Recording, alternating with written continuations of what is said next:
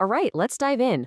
We're about to talk about a quiet revolution, one that's totally reshaping one of the world's biggest religions. And it's a story that might just challenge everything you think you know about Christianity's past and its future. Okay, so when you picture the history of Christianity, what's the first thing that pops into your head?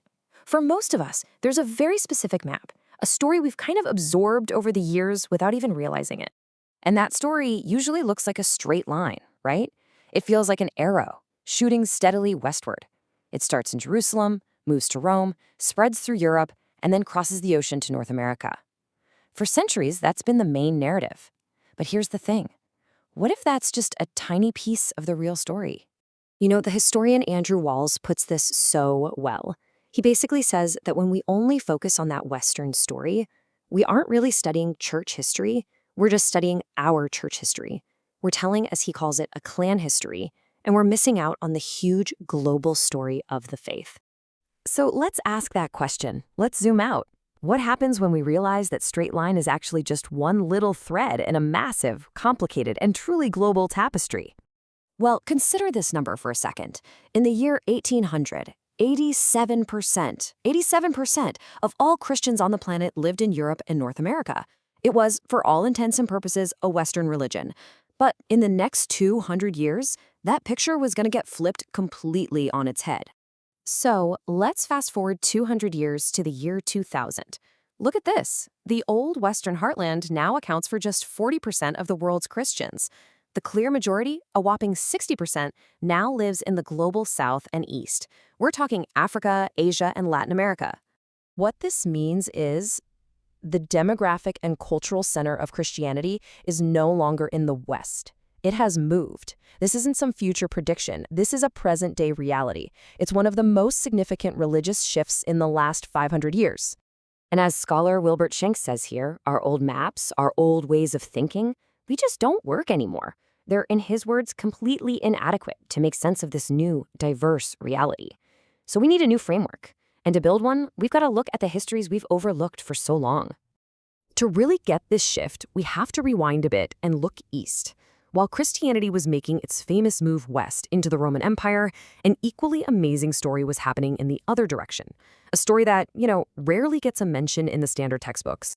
I mean, check out this forgotten timeline. In the early centuries, you have this vibrant Christian center in Edessa, which was outside the Roman Empire.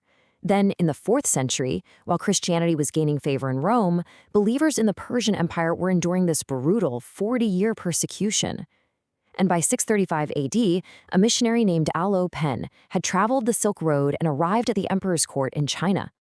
Now, to let that sink in, this mission reached the heart of the Chinese Empire at pretty much the exact same time the faith was just being introduced to the kings of northern England. This was not some minor, marginal movement. This was a parallel, globe-spanning expansion. But look, the story of this global shift isn't just about redrawing maps. It's about who gets to tell the story. For centuries, all the focus was on Western missionaries. But the real engine of growth, the real spark, that was something else entirely. The real catalyst was mother tongue translation, when scriptures were translated out of colonial languages and into the heart language of a people. Something revolutionary happened. The faith could now be understood, debated, and owned in local cultural terms. It empowered local people to become the main interpreters and drivers of their own faith. The life of Samuel Ajay Crowther is just a perfect example of this. What a story. Born in what's now Nigeria, he was enslaved as a boy, but was eventually freed and educated. He goes on to become the first African Anglican bishop, leading a mission staffed entirely by fellow Africans. But his most important work? He completed the first translation of the Bible into an African language, Yoruba. And that single act didn't just spread a religion, it sparked a cultural renewal and gave people the tools to write their own history. So, with these forgotten histories and these powerful new voices in mind, how do we build that new framework for understanding Christianity today? Well, it really starts by changing our fundamental point of view. The old model was mission history. It was written from the perspective of London or Boston, focusing on what Western missionaries did. The new model is world Christian history. This flips the script entirely. It focuses on the local response, on how communities encountered, adapted, and made the faith their own. It recognizes that there isn't just one center anymore. There are many. And the key term for this new reality is polycentrism. Think of it this way.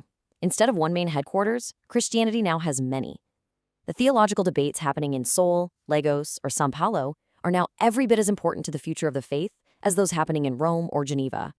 This leads to our final big idea, glocality. Sounds a bit academic, but it's really simple. It just means the local and the global are completely intertwined. You can't understand the story of a small church in Kenya without understanding global Christianity, and you can't understand global Christianity without that small church in Kenya. Each one shapes the other. And Andrew Walls just nails the whole pattern of Christian history with this observation. The faith has this long, long history of kind of fading in its established centers of power, only to find this vibrant new life on what used to be the margins. We saw it move from Jerusalem to North Africa to Europe, and now we're watching it move from the West to the global South.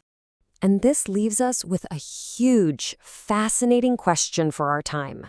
As these new, dynamic centers of faith continue to grow and mature, they aren't just receiving an old story. They're writing completely new chapters. And the whole world will be watching to see what comes next.